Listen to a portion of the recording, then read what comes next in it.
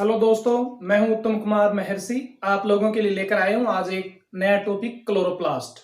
Chloroplast को समझने के लिए हमें सबसे पहले लवक को समझना होगा। लवक या प्लास्टिड पादप कोशिकाओं में पाए जाने वाले महत्वपूर्ण कोशिकांग होते हैं। यदि हम देखें लवक के टाइप, तो पादप कोशिकाओं में 3 प्रकार के लवक पाए जाते हैं। पहले प्रकार के लवक को हम कहते हैं ल्यूकोप्लास्ट। दूसरे प्रकार के लवक को हम कहते हैं क्रोमोप्लास्ट और तीसरे प्रकार के प्लास्टिड को हम कहते हैं क्लोरोप्लास्ट।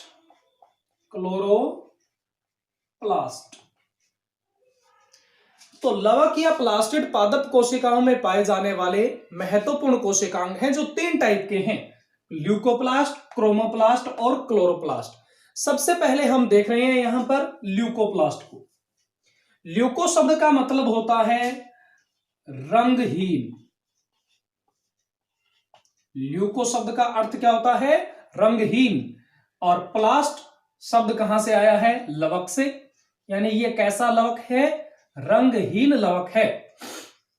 ये रंगहीन लवक विभिन्न खाद्य पदार्थों को संग्रहित करने का कार्य करता है और जैसे खाद्य पदार्थ का ये संग्रहण करता है उसी हिसाब से इसका नाम रख दिया जाता है। जैसे यदि ये वसा या तेल का संग्रहण करते हैं तो इनका नाम हो जाता है इलियोप्लास्ट।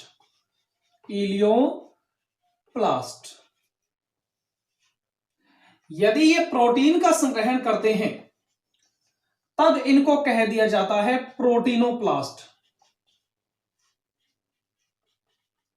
प्रोटीनोप्लास्ट का एक और पॉपुलर नाम है जो है एल्यूरोनीप्लास्ट या प्रोटीनोप्लास्ट एक ही बात है। यदि ये स्टार्च का संग्रहण करते हैं तो स्टार्च का संग्रहण करने वाले ल्यूकोप्लास्ट को हम कहते हैं एमाइलोप्लास्ट।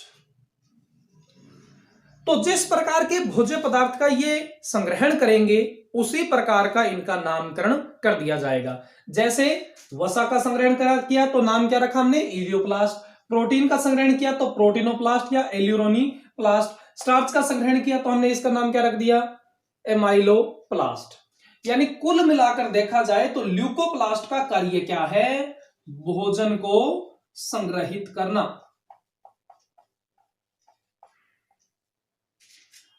अब भोजन को संग्रहित करना इनका काम है तो जाहिर सी बात है इनकी उपस्थिति कहां पर होगी? यदि हम ल्यूकोप्लास्ट की उपस्थिति देखें तो इनकी उपस्थिति पत्ती में हो सकती है, जड़ में हो सकती है, तने में हो सकती है। यानी अलग अलग पादपों के अनुसार इनकी उपस्थिति अलग अलग होगी। जो पादप का हिस्सा भोजन का संग्रहण करेगा आप समझ लीजिए उसमें कौन सा लवक मिलेगा? ल्यूकोप्लास्ट। क्योंकि ल्यूकोप्लास्ट क्या काम करते हैं? भोजन को संग्रहित करने का काम करते हैं। तो ये हो गए जी रंगहीन लवक यानी ल्यूकोप्लास्ट। और इसके प्रकार, दूसरे प्रकार का लवक यदि देखा जाए तो दूसरे प्रकार का लवक है क्रोमोप्लास्ट।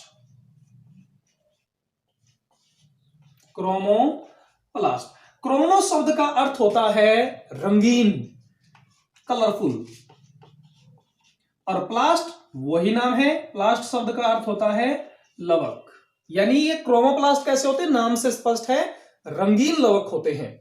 तो जाहिर सी बात है इनका काम क्या है? पादप के विभिन्न भागों को रंग प्रदान करके उन्हें आकर्षक बनाना, ये इनका प्रमुख काम है।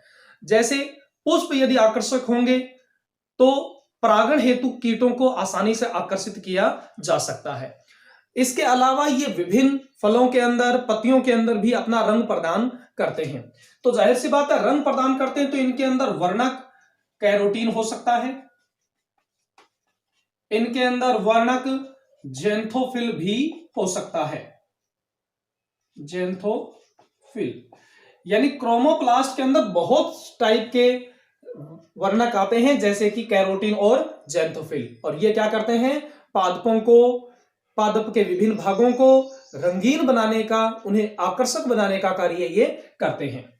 सबसे महत्वपूर्ण क्वेश्चन यहां पर उठकर आता है, यदि आपसे पूछ लिया जाए क्या क्रोमोप्लास्ट प्रकाश संश्लेषण में मदद करते हैं, तो यहां पर हमारा उत्तर होगा नहीं। कई बार सत्य और असत्य कथन आ जाते हैं, उनके अंदर यह पूछा जा सकता है कि क्रोमोप्लास्ट प्रकाश संश्लेषण का कार्य करता है या नहीं, तो हमारा उत्तर होना चाहिए नहीं, क्रोमोप्लास्ट प्रकाश संश्लेषण में मदद नहीं करते। तो हमारे दो लवक यहां पर हो चुके हैं। पहला लवक ल्यूकोप्लास्ट जिसका काम था भोजन को संग्रहित करना, और दूसरा है क्रोमोप्लास्ट जिसका काम है पादप के विभिन्न भागों को आकर्षक बनाना। और आप ध्यान रखोगे कि ये प्रकाश संश्लेषण में मदद नहीं करते। तीसरा हमारा सबसे महत्वपूर्ण जो है लवक वो है हरित लवक, जिसको अंग्रेजी में कहा जाता है क्लोरोप्लास्ट। और स्टूडेंट आज आपको एक बात और क्लियर होगी कि क्लोरोप्लास्ट और क्लोरोफिल में क्या अंतर है। बहुत से लोग इस अंतर को नहीं समझ पाते हैं कि पर्णहरित और हरित लवक में क्या अंतर है, क्लोरोप्लास्ट और क्लोरोफिल में क्या अंतर है, ये नहीं समझ पाते। आज आप यहां पर ध्यान से जब इसकी संरचना समझाएं तब आपको वो चीज क्लियर हो जाएगी। यदि हम लवक को देखें तो लवक की खोज की गई थी हेकल के द्वारा। अभी अभी हमने लवक शुरू किए थे, तो लवक की खोज किसके द्वारा की गई थी, हेकल नामक वैज्ञानिक के द्वारा की गई थी। परंतु यदि आपसे पूछ लिया जाए कि हरित लवक की खोज किसने की, यदि हरित लवक की खोज देखें तो वो वैज्ञानिक हैं शिम्पर नामक वैज्ञानिक ने हरित लवक की खोज की थी। उपस्थिति कहां पर होती है इनकी, ये आप सभी जानते होंगे। अपवादों की चर्चा हम नहीं करेंगे, जैसे कि कुछ पादपों की जड़ों में, कुछ पादपों के तने में ये मिलता है, वो अपवाद है। परंतु वास्तव में इसकी जो अधिकांशतः उपस्थिति देखी जाएगी वो है पादपों की पत्तियों में, पादपों की पत्ती में। अब पादपों की पत्ती में कौन सी कोशिकाएं इसको धारण करेंगी, मीजोफिल सेल्स, मीजोफिल सेल्स इसको धारण करेंगी। तो आपसे पूछा जाए क्लोरोफिल कहां पर पाया जाता है, तो आपका उत्तर होना चाहिए पादपों की पत्ती की क्लोरोफिल सेल, ये मीजोफिल सेल्स के अंदर क्लोरोफिल पाया जाता है। अब यदि इसकी हम संरचना देखें, संरचना, तो संरचना में क्लोरोप्लास्ट दोहरी झिल्ली वाला कोशिकांग है।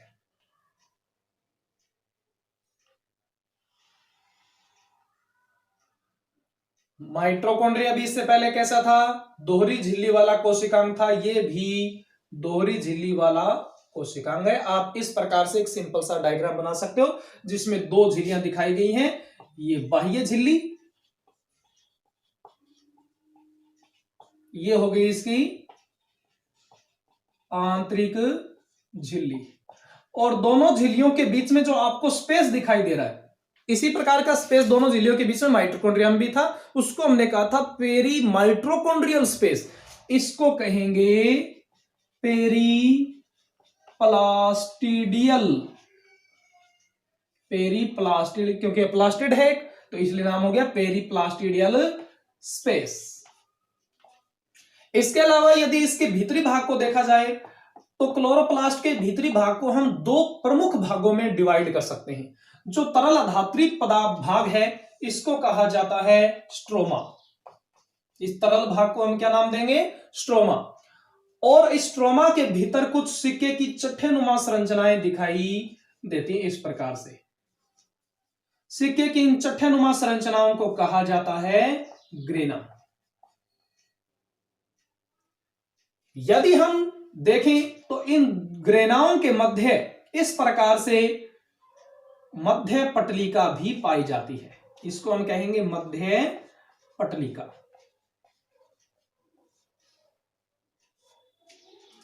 माइटोकॉन्ड्रिया में भी अपना स्वयं का डीएनए था और क्लोरोप्लास्ट में भी अपना स्वयं का डीएनए होगा। माइटोकॉन्ड्रिया और क्लोरोप्लास्ट ये दोनों ऐसे कोशिकांग हैं जो अपना स्वयं का डीएनए धारण करते हैं। और आपको एक बड़ी विशेष बात बता दूं कि क्लोरोप्लास्ट के डीएनए को प्लास्टोम कहा जाता है। शब्द ध्यान दीजिएगा, प्लास्टोम। तो प्लास्टोम क्या है? क्लोरोप्लास्ट का डीएनए प्लास्टोम कहलाता है। चूंकि ये अपना स्वयं का डीएनए धारण करता है, इसीलिए माइटोकॉन्ड्रिया की भांति क्लोरोप्लास्ट भी अर्ध स्वायत्त कोशिकांग है, सेमी ऑटोनोमस पार्टिकल। तो दो कोशिकांग ऐसे हो गए जो अर्ध स्वायत्त कोशिकांग हैं। कौन कौन से? माइटोकॉन्ड्रिया और क्लोरोप्लास्ट। और दोनों के पीछे रीजन क्या है? ये दोनों कोशिकांग ही अपना स्वयं का डीएनए रखते हैं। इसके अलावा इनमें अपना स्वयं का राइबोसोम भी पाया जाता है। राइबोसोम अपना स्वयं का पाया जाता है इनके अंदर, और वो भी कौन सा है? 70S ribosome. माइटोकॉन्ड्रिया में भी 70S था और क्लोरोप्लास्ट में भी कौन सा है? 70S। तो ये होगी क्लोरोप्लास्ट की महत्वपूर्ण संरचना, जिसमें आपको ये दोहरी झिल्ली वाला दिखाई दे रहा है, दोनों झिल्लियों के बीच में ये पेरिप्लास्टिडियल स्पेस है। ये जो सिक्के की चट्टेनुमा संरचनाएं दिखाई दे रही है, इनको हम कहते हैं ग्रेना, और इन दो ग्रेनाओं के बीच में आपको दिखाई दे रही है मध्य पटलिका, और तरल अधात्री भाग को हम कहते हैं स्ट्रोमा। तो दो प्रमुख भागों को आप ध्यान रखिएगा, स्ट्रोमा और ग्रेना। अभी इसको थोड़ी और डिटेल के साथ यदि किया जाए, हम थोड़ी और ज्यादा डिटेल देखना चाहते हैं, और वहीं से आपके क्वेश्चन निश्चित तौर पर उठेंगे। तो हरित लवक के दो प्रमुख भाग हो गए, एक हो गया ग्रेना और एक हो गया स्ट्रोमा। ग्रेना को यदि देखा जाए तो ग्रेना क्या है? सिक्के की चट्टेनुमा संरचना, इसको हम कहते हैं ग्रेना। यदि इसके एक सिक्के नुमा संरचना को देखा जाए तो इस एक सिक्के नुमा संरचना को हम कहते हैं थाइलेकोइड। और यदि इस थाइलेकोइड को जूम करके देखा जाए तो इस थाइलेकोइड की भीतर अपने को किसकी सतह पर अपने को क्या मिलेंगे? वर्णकों के कुछ समूह मिलेंगे। वर्णकों के इन समूह को हम कहते हैं क्वांटासोम। क्वांटासोम, ये क्वांटासोम क्या है? वर्णक समूह है, वर्णक समूह है क्वांटासोम। और ध्यान रखिएगा, बहुत बार क्वेश्चन आया हुआ है कि क्वांटासोम में क्लोरोफिल कितने पाए जाते हैं। तो आपको बता दें, एक क्वांटासोम में लगभग 230 क्लोरोफिल पाए जाते हैं। ध्यान रखिएगा, एक क्वांटासोम में 230 क्लोरोफिल के अणु पाए जाते हैं। Very very important. और ध्यान रखिएगा, क्वांटासोम नाम किसने दिया? पार्क व पोन ने। पार्क व पोन, पार्क व पोन ने नाम दिया था क्वांटासोम, या आप कह सकते हो इन्होंने इसकी खोज की थी। कुछ किताबों में नामकरण तो इसका दिया हुआ मिलता है पार्क एवं विगिन्स, और खोजकर्ता दिए हुए मिलते हैं पार्क एवं पॉन्स। तो उसको थोड़ा ध्यान रखिएगा, खोजकर्ता पार्क एवं पॉन, और नामकरण किसने किया? पार्क एवं विगिन्स ने। वास्तव में ये क्वांटासोम ही होते हैं जो सूर्य के प्रकाश को अवशोषित करके प्रकाश संश्लेषण की प्रकाशीय अभिक्रिया को संपन्न करते हैं। यानी प्रकाश संश्लेषण में सबसे महत्वपूर्ण भाग कौन हो गया? क्वांटासोम। ये क्वांटासोम क्या है? दोबारा देख लो एक बार। हरित लवक, हरित लवक में सिक्के की चट्टेनुमा संरचना ग्रेना है। ग्रेना की एक सिक्के नुमा संरचना थाइलेकोइड है। थाइलेकोइड के सतह के ऊपर आपको क्या मिलते हैं? वर्णकों के समूह मिलते हैं। इन वर्णकों के समूह को हम क्या कहते हैं? क्वांटासोम। और एक क्वांटासोम में 230 क्लोरोफिल के अणु पाए जाते हैं।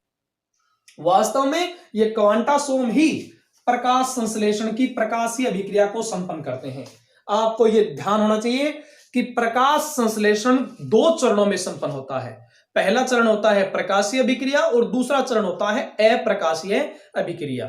पहले लोग केवल यही समझते थे कि प्रकाश संश्लेषण के लिए केवल सूर्य का प्रकाश चाहिए, परंतु F.F. ब्लैकमैन ने बताया कि जितना सूर्य का प्रकाश आवश्यक होता है उससे उतना ही आवश्यक होता है अंधकार। यानी दोनों चीजों की आवश्यकता होती है प्रकाश संश्लेषण के लिए। परीक्षा में आ सकता है कि प्रकाश संश्लेषण के लिए क्या आवश्यक है? सूर्य का प्रकाश, अंधकार, दोनों। तो आपको दोनों करना है, प्रकाश भी चाहिए और अंधकार भी चाहिए। तो प्रकाशीय अभिक्रिया जो होती है वो कहां पर संपन्न होती है? ग्रेना में। प्रकाशीय अभिक्रिया ये संपन्न होती है ग्रेना में। और अप्रकाशीय अभिक्रिया कहां पर संपन्न होती है? स्ट्रोमा में। अप्रकाशीय अभिक्रिया। अप्रकाशीय अभिक्रिया के अंतर्गत महत्वपूर्ण होते हैं C3 चक्र, C4 चक्र। ये दोनों ही कहां पर संपन्न होते हैं? स्ट्रोमा में संपन्न होते हैं। अप्रकाशीय अभिक्रिया के चरण है C3 और C4 और ये दोनों कहां पर संपन्न होते हैं? स्ट्रोमा में। जबकि प्रकाशीय अभिक्रिया कहां पर संपन्न होती है? ग्रेना में। तो ध्यान रखिएगा, ग्रेना में प्रकाशीय अभिक्रिया, स्ट्रोमा में अप्रकाशीय अभिक्रिया। और आप लोगों को यह जानना चाहिए कि क्लोरोफिल और क्लोरोप्लास्ट, जो मैं आपको पहले बता रहा था वो क्या है? क्लोरोप्लास्ट कोशिकांग है और क्लोरोप्लास्ट के ग्रेना के थाइलेकोइड की सतह पर जो क्वांटासोम है, उन क्वांटासोम के समूह के अंदर क्या पाए जाते हैं? क्लोरोफिल पाए जाते हैं। यानी क्लोरोप्लास्ट के भीतर क्या है? क्लोरोफिल। क्लोरोप्लास्ट एक कोशिकांग है, जबकि क्लोरोफिल वर्णक है जो हरा रंग प्रदान करते हैं तथा प्रकाश संश्लेषण का महत्वपूर्ण कार्य भी करते हैं। आपसे पूछा जाए कि क्लोरोप्लास्ट किसमें मिलते हैं, तो संसार के वे सभी जीव जो स्वयंपोषी हैं, और स्वयंपोषी भी कौन से? प्रकाश संश्लेषी। प्रकाश संश्लेषी। तो संसार के वे सभी जीव जो प्रकाश संश्लेषण के द्वारा अपना भोजन स्वयं बनाते हैं, उनमें क्लोरोप्लास्ट होगा ही होगा। यह बात ध्यान रखें। क्लोरोप्लास्ट दोहरी झिल्ली युक्त कोशिकांग है, अर्ध स्वायत्त कोशिकांग है। इसकी इंटरनल स्ट्रक्चर आप लोगों ने देखी। और एक महत्वपूर्ण चीज और बताता हूं आपको, प्रकाश शोषण। प्रकाश शोषण, जिसको C2 चक्र भी कह दिया जाता है, यह पादपों की एक नष्टकारी क्रिया है। और पादपों की यह नष्टकारी क्रिया 3 कोशिकांगों में सामूहिक रूप से संपन्न होती है। एक कोशिकांग होता है माइटोकॉन्ड्रिया, दूसरा कोशिकांग होता है हरितलवक और तीसरा कोशिकांग होता है प्रोक्सीसोम। तो अभी तक हमने माइटोकॉन्ड्रिया और हरितलवक पढ़े हैं। इन दोनों में प्रोक्सीसोम के साथ प्रकाश शोषण की क्रिया भी संपन्न होती है। इसको आप ध्यान रखिएगा। तो दोस्तों, ये था आज के का टॉपिक क्लोरोप्लास्ट। मेरे चैनल को आप ज्यादा से ज्यादा सब्सक्राइब कीजिएगा, अपने दोस्तों के साथ भी शेयर कीजिएगा। आशा है कि मेरे वीडियो आप लोगों की मदद कर रहे हैं। धन्यवाद।